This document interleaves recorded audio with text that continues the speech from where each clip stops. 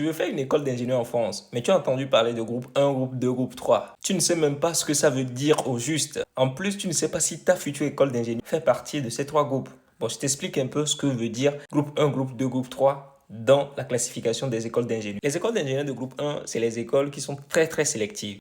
Donc, elles sont connues sur base de sélectivité très rigoureuse. C'est des écoles aussi qui connaissent de fortes reconnaissances sur le plan national que international. C'est des écoles aussi qui disposent d'un grand réseau de partenariats. Partenariats, entreprises, écoles, la recherche, l'innovation, les stages, l'embauche, les expériences à l'étranger. Dans cette liste, on va retrouver des écoles comme X, Polytech, Centrale Supélec, Mines de Paris, PSL, École de Pont Paris, TEXA Lyon, Télécom Paris. Maintenant, il faut savoir que les écoles d'ingénieurs du groupe 1 ne sont pas forcément meilleures que les écoles d'ingénieurs du groupe 2 ou du groupe 3. Les écoles d'ingénieurs de groupe 2, maintenant, c'est des écoles qui ont un peu niveau de sélectivité. Pas bas, moyennement, mais un peu coriace aussi. Il faut l'avouer, c'est un peu difficile, mais un peu accessible. Plus accessible que les grandes écoles que j'ai citées. Ils ont une très bonne formation technique et scientifique. Ils sont aussi réputés pour avoir une bonne insertion professionnelle.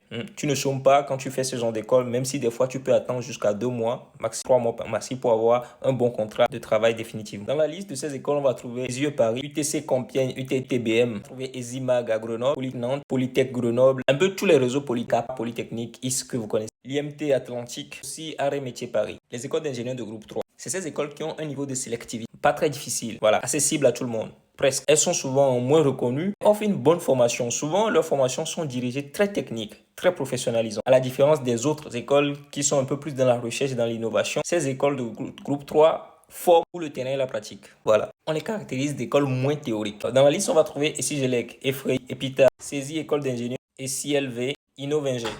Je crois que maintenant tu connais dans quel groupe se situe ta future école d'ingénieur.